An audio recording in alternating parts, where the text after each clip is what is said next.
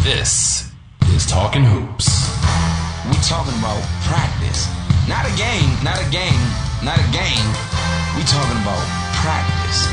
The show that gives you all the latest basketball stories and rumors on and off the court.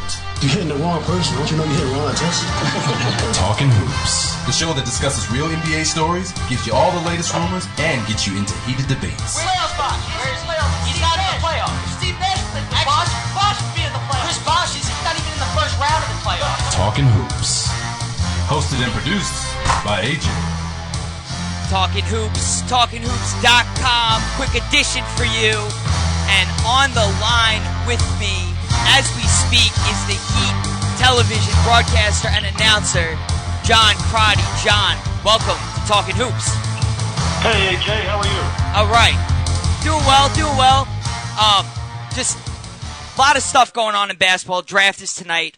A lot of big things happening, but the Miami Heat are world champs. You know, I think a lot of people forgot because the draft is tonight. The Miami Heat did just win a championship, and you got to be there for every bit of it. First of all, did you ever think for a second that the Heat were not winning this thing? You know, I knew it was going to be a tough series, particularly against San Antonio. I felt like that could go almost any way, particularly at the end when you looked at Game 6. But I felt pretty confident in this Miami Heat bunch. They're a very resilient, confident group, and they've continued to grow together over the last 3 years. Yeah. And now, when you see what happened between the Spurs and the Heat, let me ask you something. Did the Spurs lose it, or did the Heat really win it? I hate that question because I really feel like it's all about the Heat winning it. And I think it kind of shortchanges it when people say the Spurs lose it. I mean, the Spurs had the opportunity to close it out, and the Heat were able to seize control of that basketball game and make the plays and the shots that mattered down the stretch. So I really feel like the Heat took control at the end of that Game 6 and then won in Game 7. And they did a great job throughout the season. I mean, they had a 27-game win streak, which is second all-time. Right. They were able to stay focused. They won back-to-back championships.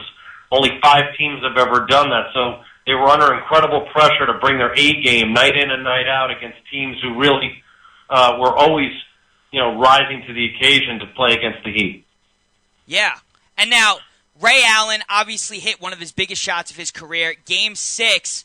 It's kind of a big story right now, maybe the biggest story involving the Heat post-championship.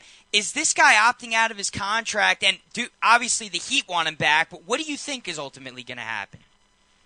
I think he will stay. That's just my opinion. I don't have any real inside managerial knowledge of that. But I just feel like Ray really bonded with this group of players. And I think he recognized that he got so many good looks and opportunities from beyond the arc because of the attention that LeBron James, Dwayne Wade, and even Chris Bosh get. So he got some great looks. He was able to convert quite a bit coming off the bench, and proved his worth many times throughout the course of the season, none bigger than in Game 6 with that final 3. Now, we switch to Mario Chalmers. First of all, is it important the Heat bring him back? How important is he really to this team? Yeah, the team has already exercised the option that's very recent for Mario Chalmers. They're going to keep him. I think it's important. Mario has been here through the 3 years with this team when they've performed at their highest level. He's a big shot type player. He seems to step up in the big games. He's in continuing to improve offensively in terms of running the team, making the right decisions, handling the basketball effectively, not turning it over as much.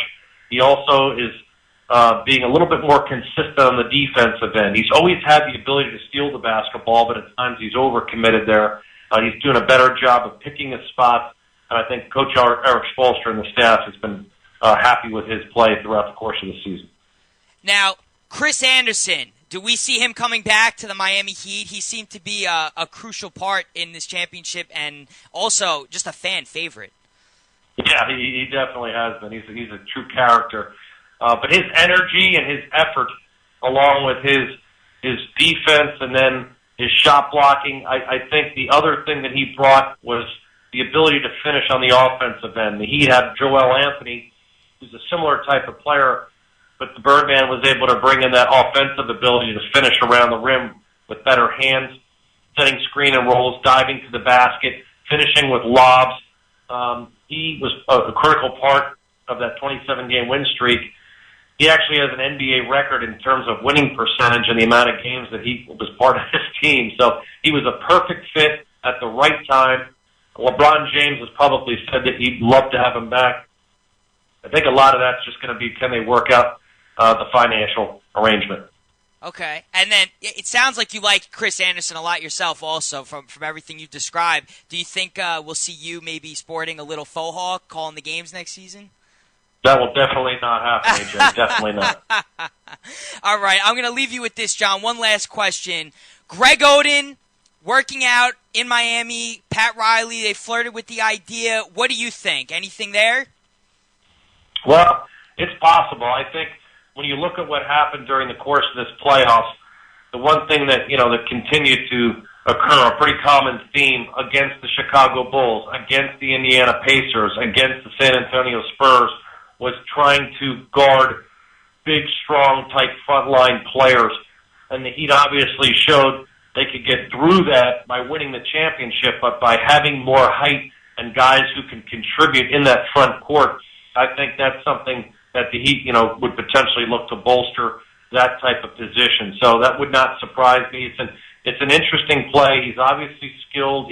He's good enough in terms of being able to contribute. But is he healthy enough to be able to do it over a length of time? And we'll have to wait and see. All right, sounds good. John Crotty, Heat broadcaster, television announcer. Thanks for joining us. Really appreciate it, man.